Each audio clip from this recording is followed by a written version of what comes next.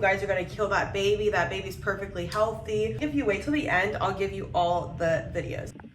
Hi guys, my name is Amaya. Welcome to my YouTube channel. So I'm getting ready right now, and I just thought about the most traumatic thing that has ever happened to me, and I want to spread awareness so that this doesn't happen to anybody else. Anyhow, so we're gonna be doing my makeup, and I already have eyelashes and concealer. So let's start. So I was induced at 41 weeks. I am going into my induction. I'm so happy. I'm like so excited to meet my baby.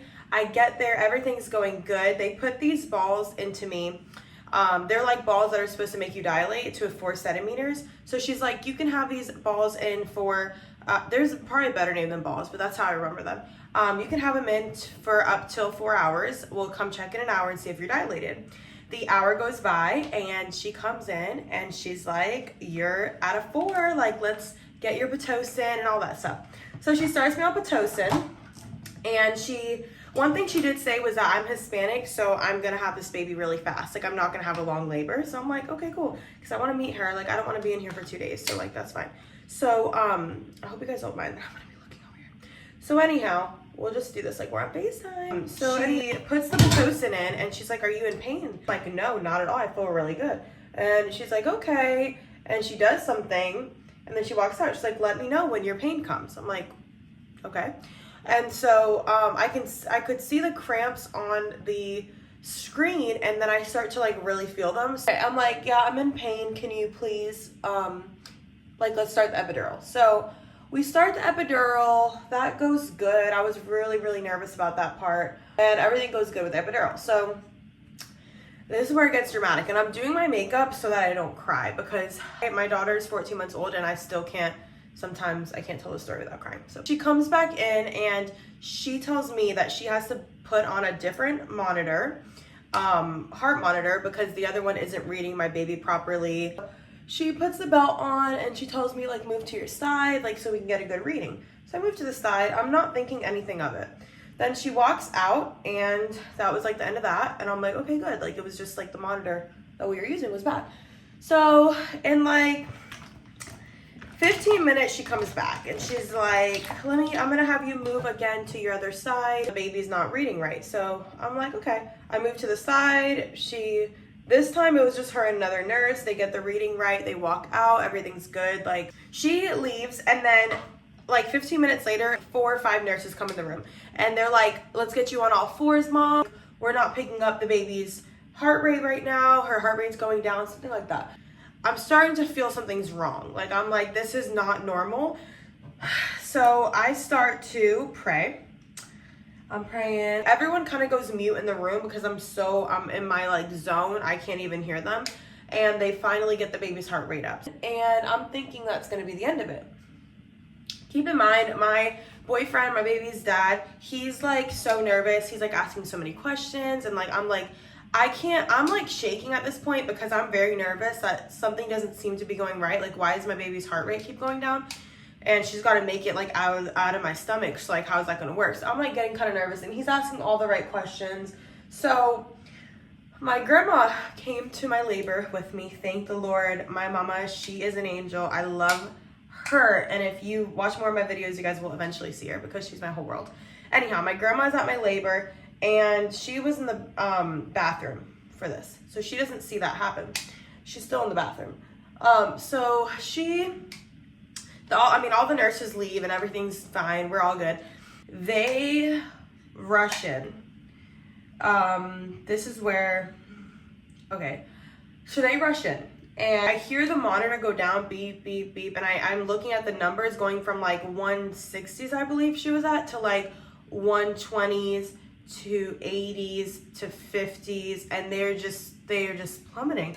And I'm like really nervous, like what's happening with my baby? The door opens, 5 nurses come in. It shuts, 5 more nurses. The entire room is filled with nurses. You can't even see. Nurses, doctors, everything. Everything's so loud. They tell me to get back on all 4. I'm like freaking out. So I'm gonna take a break, y'all. I'm gonna take a break because I am starting to cry. I love my daughter, I love my baby. Anyway, yeah. The whole room has nurses everywhere. So I'm like, this is not okay, Lord. Lord, you know how much I want to meet my daughter. Like, the head of the hospital, he's in all black, and he says, who administered? I'm singing worship songs, and this lady comes and she stabs my leg with, and the needle was this big, but I didn't even care anything to get my daughter out. And I later found out that was gonna reverse the effect of the Pitocin. So anyway, my grandma comes out of the bathroom and she is screaming. She's like, what's going on? Like, what's happening? The head of the hospital, he's in all black, and he says, who administered the second dose of Pitocin? And it goes silent. And my nurse is like, I did, sir. And he's like, when we finish here, I want to see you in the hallway. So I'm like, okay. So I'm bawling my eyes out and I'm shaking and I'm like, save my baby, like please, because like her heart rate would not go up. So I'm switching from different positions, all this stuff. My grandma starts screaming. She's like, I need to talk. Like, who's in charge here? Who's in charge? And the guy in all black says, I'm head of the hospital. Like, how can I help you, man, basically? And she's like, this is malpractice. Like, what are you guys doing? You guys are going to kill that baby. That baby's perfectly healthy. Why is her heart rate going down? I never had a problem in pregnancy. Everything was all good. She says, take the baby out in C-section, because if that, like, obviously Layla couldn't have, I'm not a doctor, but I don't think she could have made it through birth if she can't even make it through, you know, for me to dilate. Like, her heart is dropping so much. They told me, I have pictures. I think if you wait till the end, I'll give you all the videos. In the video I have, you see that one of the doctors coming to my level and telling me, like, if we need to take this baby out, like, we'll wheel you to that room. We'll have this baby out in a heart. She gives me peace of mind because I'm like, okay, I don't know what a C-section's like. I mean, I wanted to meet my baby, so cut her out and get her out. Like, you know, I just want her to live. So, this isn't funny, but I'm just laughing at the way that I put my mouth. Sorry. Anyway, so they all leave the room, and my grandma's arguing with the nurse, like my personal nurse. She had to come in and explain what she did, and my grandma's like arguing with her right above. I'm like laying here, they're arguing right here. My grandma does not play around me about any of us, really. So the nurse had administered 2 doses of Pitocin, which was squeezing my stomach. I know there's a better word for where the baby's at, but it was squeezing my stomach. Like, the contractions were squeezing so hard that Layla's heart was like stopping. Like, the Pitocin was too much for her, basically, because I had 2 doses in the time period that I'm only supposed to have 1. So yeah. So anyway, my girl was yelling at her, and the argument ends with all the doctors coming in. They're like, we're taking her for C-section. They're putting everything. There's like about 4 doctors at this moment, and that was hard. Because no, it wasn't. I was happy that I'm gonna get her out, but it was hard because like I got hooked off, and her heartbeat didn't stabilize before I got hooked off. So I'm like, is my baby like gonna be okay like while we get there? Like, Lord, He was there for me. Stop this emotions. So I'm like getting wheeled in. I'm bawling my eyes out, y'all. I'm shaking, and I hear someone say like, "Why is she crying?" And it was one of like I don't think it was a surgeon, but it was like one of the people that are going to C-section room. I don't know why you would say that. Obviously I'm crying for a reason, like, I don't know. But anyway, so then, I'm done with makeup, y'all. How we look. But then I go and, but I'm shaking so bad because I have so much medicine. I have Pitocin, I have epidural, I have something to reverse the Pitocin. I'm getting new medicine, so I'm like a mess, y'all. I can't even think straight. They start numbing me and they're touching me, and I'm like, she's poking me with the Q-tip. She's like, does this hurt? I'm like, I feel it. She's like, does it hurt? Does it feel like pressure? Does it feel like pain? I'm like, I don't really know, but I can feel it. So I'm freaking out because I can feel it. But apparently you can still feel, it doesn't hurt, but it does feel like pressure. Like, so to answer her question now, yes, it was just pressure. But to me, I'm like, if I can feel a toothpick, I'm gonna feel this surgery. So I'm freaking out. So they start operating on me. Owen's not there yet. He was supposed to be let in before the surgery started, but they had to start before he came, and apparently he was waiting in the lobby, like, to come in. Long story short, they started operating on me, and Owen got let in, and he saw my insides, and it's like the curtain. This is my insides of my stomach open, my placenta is on the table. And so he's seeing that as he's walking to me, and then he sees me with my eyes open.